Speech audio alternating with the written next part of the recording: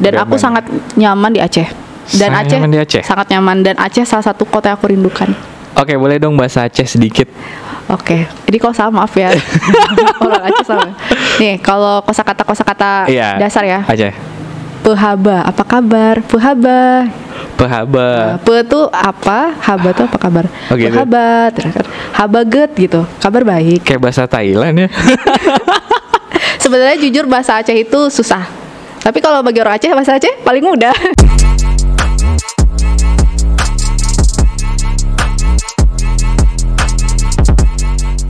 Boleh nggak sih cerita sedikit gimana perjuangannya gitu? Iya, jadi aku kan dari sekolah swasta. Mutiara ya? Oke. Ini kita jujur-jujuran Jujur aja, ya, nggak guys, apa-apa, ya jujur kan? aja. Jadi memang kalau menurut aku, kalau kita dari sekolah swasta, ya dibandingkan sekolah negeri, kalau menurut aku ya, tapi ini pandangan aku pribadi, bisa berbeda ya kan. Oke. Aku nggak tahu gimana fakta ya itu. Ini opini aku aja. Kita akan bersaing sama teman-teman dari sekolah negeri yang memang sekolahnya itu punya, istilahnya pasti punya ini juga, punya nilai plus juga karena mereka sekolah negeri. Tapi biasanya kalau swasta tuh lebih banyak yang pinter gitu, fasilitas juga lengkap gitu. Iya. Kok malah ini kebalikannya ya? Gini, kalau menurut aku gini. Karena kan kalau kita mau kuliah jalur undangan, kan kalau kuliah itu ada beberapa jalur ya. Iya. Ada jalur undangan, ada jalur tes tulis. Tes tulis. Iya kan, SBM, ada mandiri gitu Iya, kan. betul. Nah, kalau kita jalur undangan, tidak hanya tuh berpengaruh dari rapor kita. Kalau boleh jujur, rapor aku di kelas 2, kelas 3 itu di atas 93 rata-rata aku. Tinggi dong. Iya, maksudnya tuh lumayan tinggi. Ranking 1 dong. Ranking 1, ranking 2. Ya, gitulah. Maksudnya masih dalam ranking 3 besar. Iya. Ya kan? Kalau di rata-rata terakhir kelas 3 itu 9, hampir 95. Wow. Jadi nilai aku tuh ada yang 100, ada yang 98. Jadi kalau dari nilai kalau kita tuh nggak kalah sebenarnya gitu. Itu udah tinggi banget sih, nggak kalah lagi tuh, udah di atas nih menurut aku. Tapi kan kita juga punya nggak tahu ya, setiap universitas itu pasti punya nilai-nilai lagi gitu, bukan hanya rapor aja dari nilai sekolahnya, alumninya. Nah itu penting. Ketika kita pengen masuk salah satu jurusan yang kita tuju, kita lihat juga di situ ada nggak alumni kita. Iya sih, benar Ya sih. kan? Dulu aku ngerasain juga sih. Nah kebetulan waktu itu di universitas yang aku pilih itu alumniku memang 3 tahun terakhir nggak ada sama sekali. Di jurusan kedokteran itu?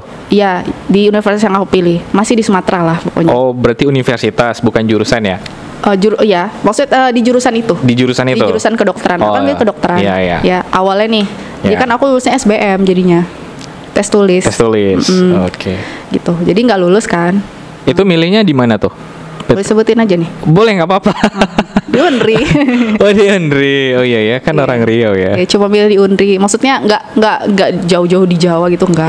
Di daerah kita gitu. Oke. Tapi waktu itu ya qadarullah belum lulus gitu. Karena waktu itu karena aku anak perempuan cewek, jadi nggak diizinin ke luar Sumatera. Nggak boleh ke Jawa sana ya? Nggak, padahal pengen sebenarnya. Alasannya? Karena mungkin merasa aku masih kecil. Oh gitu. Maksudnya orang tua tuh kan apalagi cewek ya? Iya, orang tua mungkin tahu kapasitas kita. Maksudnya ya perempuan, anak nomor pertama, dan mungkin sayang aja gitu anaknya belum dibolehin ke luar Jawa kan. Iya. Kalau di Sumatera mungkin masih bisa dipantau lebih sering dibandingkan ke Jawa ya kan. Oke. Begitulah. Jadi kenapa akhirnya memilih Aceh? Nah, karena nggak dibolehin ke Jawa, akhirnya di Sumbar kan ada UNAN. Iya. Kenapa aku milih UNAN nomor pertama, tapi nggak lulus. Aku milih nomor 3 nih. Aceh ini nomor 3? Iya. Oke. Kedokteran nomor 3. Yang kedua apa? Kedua? ITB. ITB. Sebenarnya loh, tapi nggak boleh. Iya, kenapa dipilih? Iya, ada ceritanya sebenarnya. Jadi waktu itu aku udah keterima juga di Teknik Informatika di salah satu politeknik swasta di Riau. Oh gitu. Emang nggak mau yang lain jurusannya ya? Sebenarnya pengen kedokteran, gara-gara ingin menghindari matematika dan hitung-hitungannya. Tapi ternyata ada juga di kedokteran itu. Oh gitu. Jadi milihnya memang kedokteran. Nah, ketika kedokteran SMPTN belum lulus, aku kan belum punya pegangan nih. Akhirnya aku daftar di Politeknik di itu. Politeknik Kaltek Riau. Iya. Oke. Dan keterima di jurusan Teknik Informatika. Informatika. Waktu itu aku pernah menang lomba esai gitu di yang ngadainnya Chevron. Jadi mereka kayak ngasih potongan gitu kalau aku masuk ke Politeknik Chevron Riau. Oke, iya. Kenapa nggak diambil? Nah, waktu itu udah fix sih di situ. Karena kan SBM waktu itu aku nggak les sama sekali. Cuma ikut ada bimbingan sekitar 2 minggu sama ada guru gitu, guru tetangga gitulah. Tapi beliau bisa pelajaran matematika, kimia gitu kan. Emang aku nggak punya preparation untuk SBM sebenarnya. Kan kalau orang sebelum SBM mereka les kan kayak 3 bulan, 2 bulan sebelum SBM. Aku nggak punya preparation itu, jadi ketika SMPTN aku tahu nggak lulus jalur undangan itu, kayak udahlah SBM ini kayak nggak bisa gitu. Nah, pesimis duluan. Tapi karena ada yang nyaranin coba aja, siapa tahu kan rezeki. Ya udah aku pilih sesuka hatiku.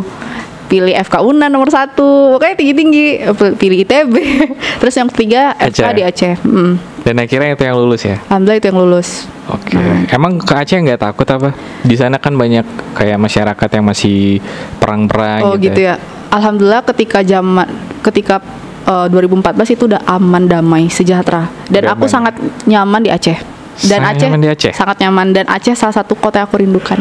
Oke, boleh dong bahasa Aceh sedikit. Oke, jadi kalau salah maaf ya. Orang Aceh sama. Nih, kalau kosakata dasar ya. Aceh. Pehaba, apa kabar? Pehaba. Pe tuh apa? Haba tuh apa kabar? Oh, gitu. Pehaba, habaget gitu. Kabar baik. Kayak bahasa Thailand ya. Sebenarnya jujur bahasa Aceh itu susah. Tapi kalau bagi orang Aceh, bahasa Aceh paling mudah. Iya, soalnya ada tuh mie Aceh. Aku makan di mie Aceh, mereka tuh bahasa Aceh sumpah kayak bahasa Thailand gitu. Aku nggak ngerti sama sekali, sekata pun nggak ngerti gitu. Sih. Memang kosakatanya sangat-sangat asing. Beda sama bahasa Padang.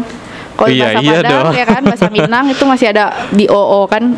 Ya masih ngerti lah gitu. Tapi kalau bahasa Aceh memang agak susah sedikit sih. Iya sih. Dan itu makanya kayak back to the story tadi ya. Makanya aku pengen bikin buku, aku pengen cerita sebenarnya gimana sih kalau kuliah itu gimana sih, hidup ngerantau itu gimana sih. Kan banyak juga orang yang nggak ngerantau. Ya kan, cuma 2 jam dari rumah atau 3 jam. Jadi dia tiap minggu bisa pulang. Oke. Nah gitu, jadi aku pengen cerita sebenarnya, tapi ya belum kesampaian sih. Ya mudah-mudahan terrealisasikan ya buku tentang perjalanan hidup Syifa gitu. Amin. Ada rencana mau balik ke Aceh lagi? Kalau saat ini belum, karena kan belum ada kepentingan. Maksudnya belum ada sesuatu yang mendesak harus ke situ. Tapi kan kita nggak tahu opportunity ke depan. Oh gitu ya. Iya. Siapa tahu nanti ada opportunity yang di Aceh ya kita ambil gitu. Kalau ada internship di sana? Pengennya sih jujur di Riau aja kalau bisa. Karena Riau udah jauh ya. Iya, udah 2014 sampai 2021 berapa tahun tuh? Hampir 7 tahun. 7 tahun ya. Rantau. Jadi rasanya pengen lah sesekali atau punya momen sama keluarga juga sebelum menikah ya. Oke. Amin ya. Amin. Gitu. Anyway, dengan Syifa yang dulu baru kuliah dan sekarang Syifa yang udah punya YouTube, ada nggak sih perubahan hidup Syifa? Banyak.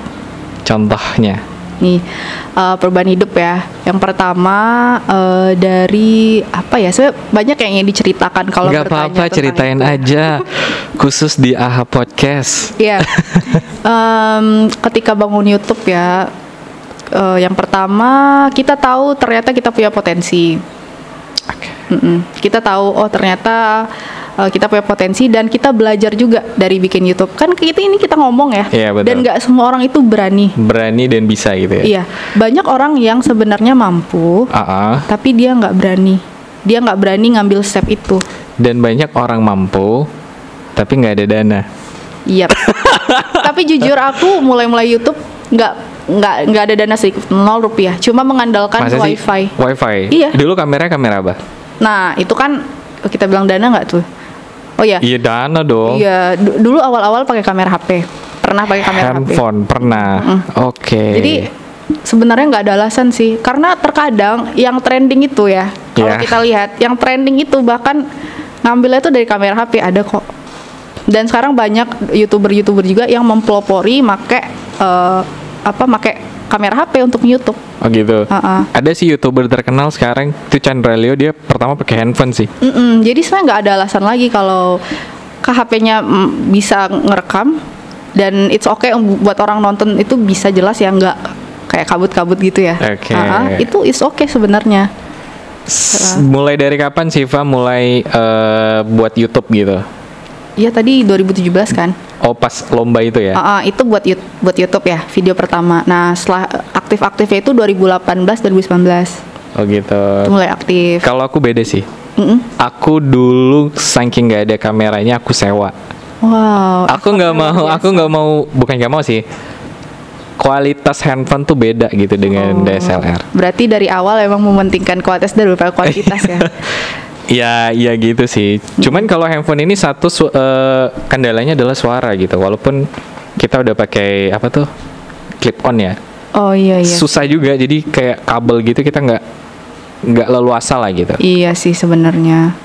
Itu ya beda-beda sih. Tapi kalau aku dulu ya jujur awal-awal ketika mulai prinsip aku adalah kuantitas dibandingkan kualitas. Awal-awal. Dibanding kualitas. Kenapa? Karena ketika kita mikirnya kuantitas dibandingkan kualitas dulu di awal-awal, kita bakal semangat bikin aja dulu gitu. Jadi gitu kita mulai latihan aja tuh, bikin aja dulu gitu. Oke.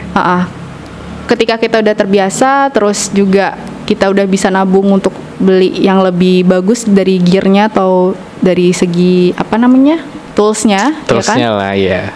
Itu kita boleh perbaiki kualitas kita. Menurut aku gitu. Kenapa? Karena banyak orang yang nggak mulai-mulai gara-gara itu tadi. Ya itu tadi. Jadi nggak mulai gitu. Kapan mulainya? Tunggu YouTube nggak ngasih AdSense lagi gitu. Bagi-bagi dong tipsnya gimana supaya subscriber itu bisa sebanyak itu dong Siva. Ini untuk aku pribadi juga sih. Iya. Ini tips dari aku pribadi ya. Iya. Bisa works di kalian atau enggak juga gitu sebenarnya. Kalau menurut aku penting juga untuk tahu passion kita itu sebenarnya mau di apa sih? Mau bahas apa sebenarnya? Oh berarti kita tentuin dulu nih tema kita genre apa? YouTube kita tuh apa gitu? Ya, kenapa? Karena ketika kita bikin konten sesuai dengan apa yang kita suka, kita nggak akan bosan bikinnya, dan gitu. kita akan lebih mudah mencari ide. Karena kebanyakan konten kreator, Ari ngerasa nggak? Orang itu bingung nyari mau bikin konten apa. Aku ini buat. Iya, aku dulu gitu kok, ya Siva. Kan? Aku tuh random banget gitu. Aku sebelum podcast ini aku food vlogger. Oh iya. Review makanan dong. Iya, review makanan. Sampai ke Mansi, sampai ke sop tunjang. Ada nggak sih lihat? Sampai kopi janji jiwa. Iya, aku dulu food vlogger sampai akhirnya aku menemukan. Coba aja deh di podcast, kayaknya ya sampai sekarang nyaman gitu.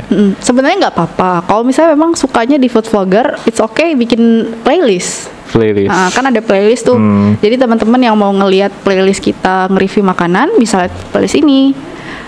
Atau teman-teman yang mau ngelihat playlist kita nge-podcast, ngelihat playlist yang ini gitu. Oke. Tapi kenapa aku bilang passion atau yang kita suka, itu alasannya tadi ya. Biar kita tuh nggak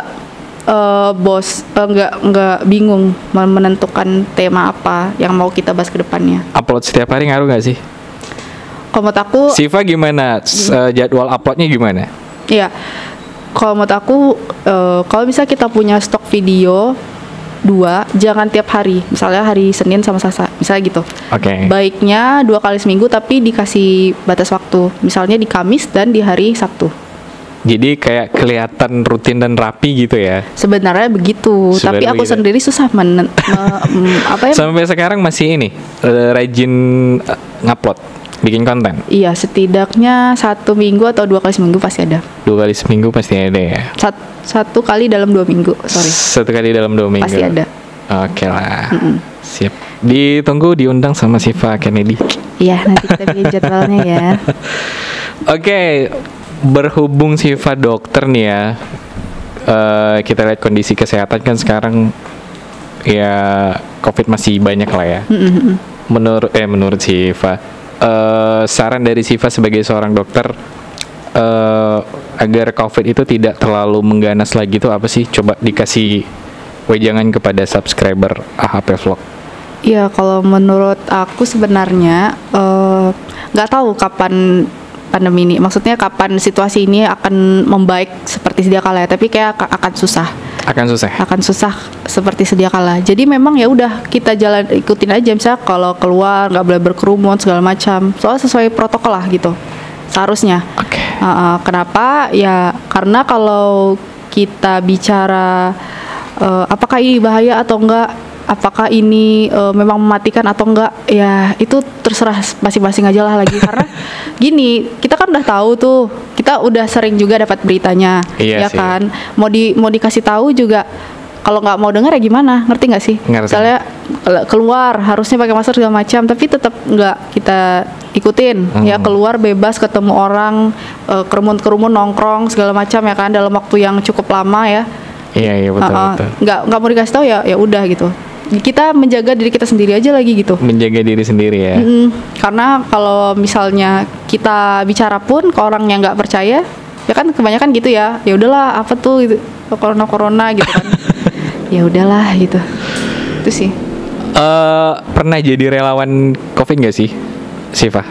Belum Pernah ya. Dulu koas udah booming ya COVID Oh ya. iya udah. Ya. Kalau koas memang waktu itu stasenya itu stase ini sih, puskesmas. Puskesmas. Jadi memang jadi petugas pelayanan di puskesmas. Tapi belum pernah yang menangani orang COVID, Belum jadi tenaga medis COVID ya. belum. Dan Belum, ya. sekarang kan statusnya tuh belum dokter umum yang memang bisa praktek mandiri kan. Mandiri, gitu. Jadi kan masih ikutin internship dulu. Jadi paling nanti menangani COVID ketika udah masuk internship. Oke. Nah nih pertanyaan terakhir. Ada niatan buka praktek sendiri nggak sih? Ada, insya Allah, doain ya. Ada ya. Oke. Sekarang tanggal berapa nih? Tanggal 23 Mei 2021. Yep. Kita lihat beberapa tahun lagi ya. Amin. Kalau ya Allah. Syifa Kennedy sudah buka praktek, boleh nggak sih diundang lagi ke sini? Ya ampun. Kalau podcastnya masih ada, boleh. Ya semoga ya konsisten. Amin. Bikinnya Insya Allah. 1 tahun, 2 tahun, 3 tahun. Oke. Ya. Kita akan sharing lagi. Iya. Oke. Mungkin itu aja. Syifa ada mau nanya nggak sih? Oh iya, dari tadi aku belum nanya Iya, ya. boleh, Ari boleh. sendiri. Kalau Ari gimana nih? Future planning untuk podcastnya sendiri atau YouTube-nya lah secara YouTube. Paling aku masih nyaman di podcast ya. Dan planningnya mau nambah mikrofon lagi, jadi bintang tamunya itu ada 4 sih. Wow. 4 termasuk aku, jadi lebih rame gitu. Biram ya. Iya, rencana sih gitu. Terus mungkin teman-teman yang nonton ada masukan gitu ya. Ya masukan kira-kira mau bahas apa lagi nih, bisa di komen bawah. Oh iya, aku selalu kayak gitu tuh. Biasanya mereka kalau ada saran mereka komen. Iya, jadi Arinya juga banyak info dan ide ya. Ide Ada dan loh yang masukan. email loh, Iya. tapi dari Bogor. Wow. Dia mau datang, terus aku bilang, wah kalau untuk beda pulau nih Agak sulit ya. budgetnya juga besar nih, kecuali Iya. dia di Riau gitu. Jadi maaf ya, siapa namanya kemarin lupa. Well, Ya itulah pokoknya. maaf ya, tapi semoga nanti kalau misalnya podcastnya makin sukses gitu ya. Siapa tahu Amin, bisa amin. ketemunya di sana nanti. Bogor, ya kan? Amin, Ari main-main ke situ kan bisa. Ntar ketemu Syifa juga. Iya, boleh. Oke Syifa, terima kasih udah datang di AHA Podcast. Yaps. Ngobrol-ngobrolnya seru banget. Buat kalian, jangan lupa untuk like, comment, dan subscribe Pastinya. AHP Vlog dan AHA Podcast. Syifa juga mau promosi Boleh, teman-teman yang belum mampir ke channel Tips Syifa Kennedy, mampir ya. Instagram. Instagramnya di @syfkndi. Oke, itu ya. Jangan lupa di follow, jangan lupa di subscribe. Iya. Bye-bye. Bye bye. Thank you ya. Iya Syifa.